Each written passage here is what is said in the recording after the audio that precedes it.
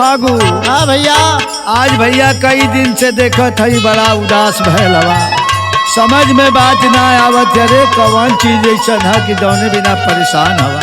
अरे भैया मत पूछा, ऐसा झलक दिखा के चल गई कि कर देवा माथा हो गई। आईना के सामने महबूब है, आईना के सामने महबूब है, कैसे अपने दिल का रिश्ता जोड़ दूं। प्यार के काबिल है दोनों सूरतें, किसको चाहूं और किसको छोड़ दूं। यही से तो सब बर्बाद होता, कहीं प्रधानमंत्री कहीं मुख्यमंत्री, आप तो हरे पीछे भी पाथर पड़ गए। ठीक है, सब और कलाकार जी कहियो तोरो किस्मत खुल जा। आई हो दादा गजब जवानी, हाय रे जवानी, आई हो दादा गजब जवानी। अरे चले दहिया झार के हमका मिल गई समझ औली छप्पर भार के, हमका मिल गई समझ।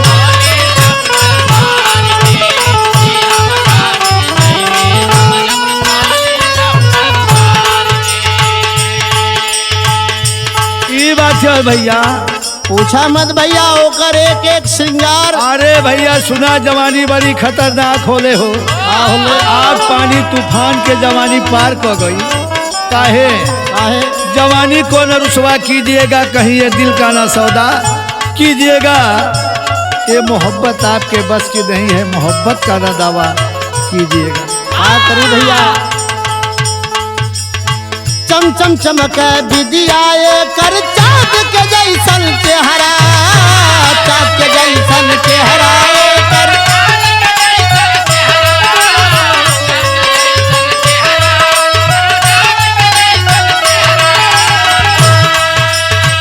एक एक श्रृंगार भैया ओकर कितना सुघर लगत रहल, यह देख के दिल हार गए। लगत है जिंदगी नाश तोहरो होई अब।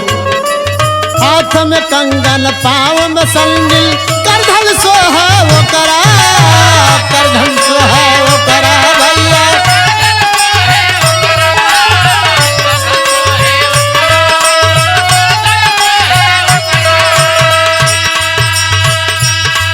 अरे बिजली गिरी है कवल घड़ी, हाँ बिजली गिरी है कवल घड़ी, तू खोजा लुकवना हमका मिल गई थी समझ औली छप्पर फार के, हमका मिल गई थी समझ औली छप्पर फार के, हमका मिल गई थी समझ औली छप्पर फार के।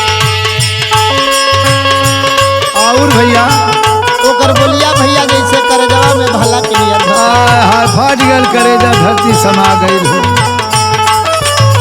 कोयल जैसन मीठी बोली, गोरिया मन के भाला, गोरिया मन के भाला हो।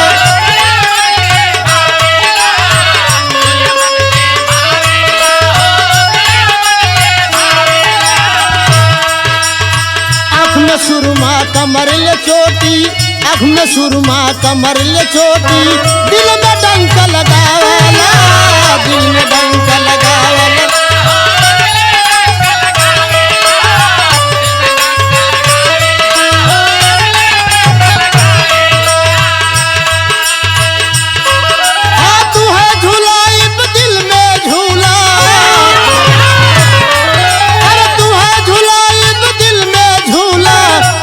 पलथी मार के हमका मिल गई है समझ पौनी छप्पर फार के, हमका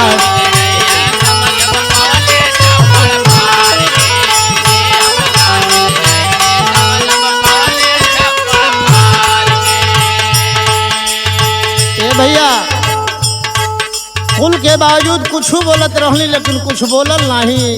का बोली भाई, तू ओकरे दिल में बस गया हवा, चुपचाप पर देखा तू के तरीक हो जाला। दिल के बतिया रानी कही हम न तुहके छोड़ब हो, हम न तुहके छोड़ब रानी।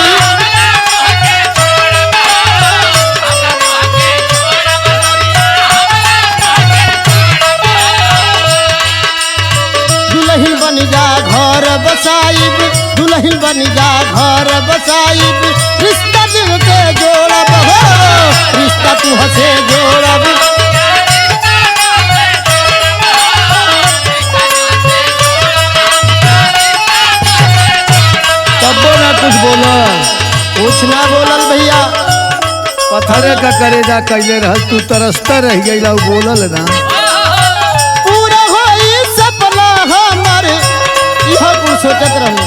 सपना पूरा होई सपना हमर जीवन चली संभार के कि हम का मिल गई समझ पौली छप्पर फार के कि हम का मिल गई समझ